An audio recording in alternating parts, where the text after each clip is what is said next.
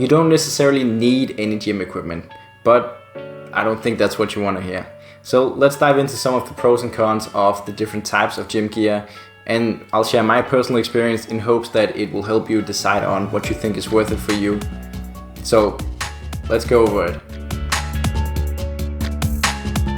Starting off with straps, probably some of the most useful and versatile lifting gear. It makes sense on basically any pulling exercise where you want to lift heavy.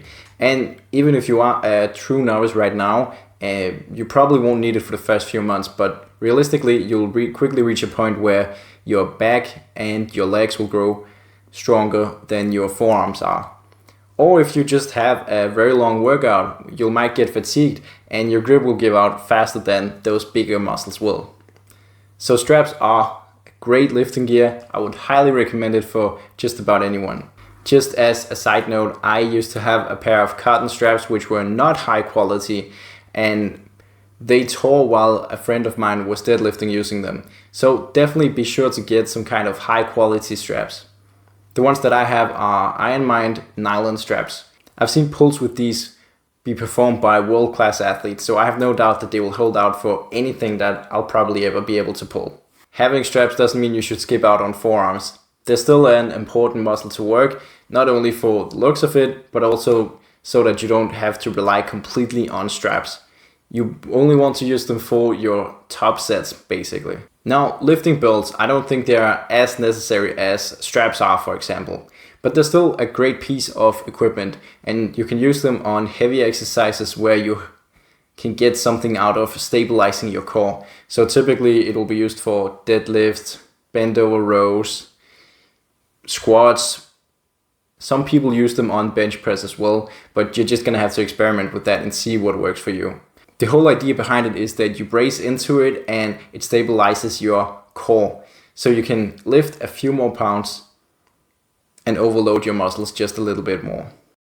There's this common myth that you need to use a lifting belt for deadlifts, especially if you're going heavy. And that's just not true. You don't have to use it. There's no evidence supporting that it's safer to use a lifting belt. If you feel comfortable doing so on your top sets, definitely go ahead, slap it on. But I don't think you should rely on it so much that you can't deadlift at all without it. The belt that I have is a standard 2-prong belt. If you're getting one, I would probably recommend either an adjustable lever belt or a normal single prong belt. The 2-prong belt is a bit harder to take on and off, and it doesn't really add anything. I got a pair of wrist wraps about 5 or 6 months into lifting because I was doing floor presses and I was maxing out on them. And once I reached a point where I was pressing about, I think it was about 105 kilograms, I started to get this tingling down my forearm when I pressed, and it wasn't very comfortable.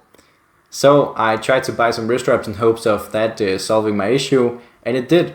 As soon as I started wearing wrist wraps on my heavier top sets, it alleviated any pain and it just felt more comfortable. Plus it's also a great thing for getting in the right mind space for a heavy exercise.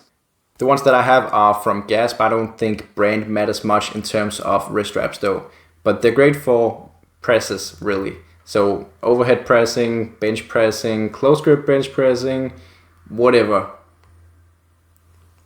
If it's a pressing motion, you can probably use wrist wraps for it. It should only be used for heavier sets though. Sleeves are the only thing in this video that I don't have any personal experience using. And the reason I don't is because I think it's something that makes more sense if you are either an advanced lifter or if you already have some kind of discomfort in your joints.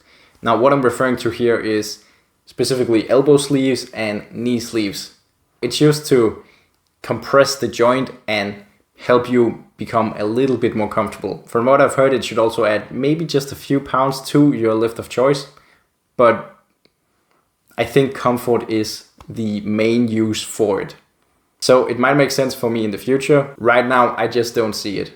Although it would definitely help me make searcher squats a bit more comfortable. Going over gloves, I don't think you should get gloves. The reason being that you get gloves just for two purposes in my mind. The first one is to save your hands so they don't get torn up. if they do get torn up and you get calluses and all that, maybe you can grip the bar differently. Instead of gripping the bar right here in the middle of your palm, you can put it here instead. If you do so, you won't get any calluses, you won't rip any calluses, and you'll be fine. The other one is to improve your grip.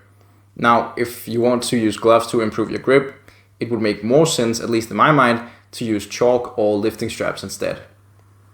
So with those reasons out of the way, the only use case for gloves in my mind is because of the weather. I used to have to work out in a shed which is uninsulated, and it had a ventilation hole, which we closed up fortunately. But before that, it was freezing in winter. There was literally snow on the inside of the shed because of it.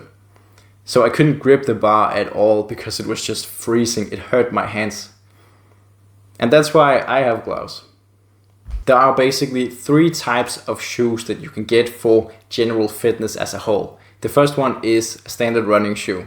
Running shoes are for running. You should not do any kinds of lifts in them.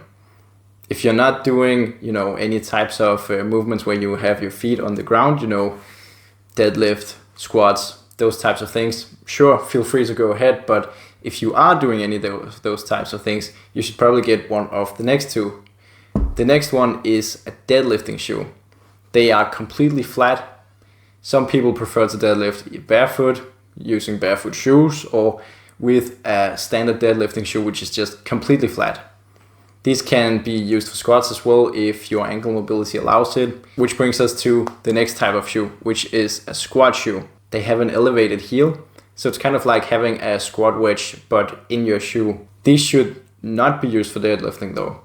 So pick your poison. I would probably go with a flat shoe because then you can use it for both. And if you really do need to raise your feet, you can use a squat wedge or some plates. If you do a lot of proper Olympic weightlifting, you're probably better off with a normal squatting shoe though. This was a quick overview of the different types of gym gear you can get and my personal experiences and thoughts around the whole thing. If you watched this far, thank you very much for watching and have a great day. I hope it helped you out.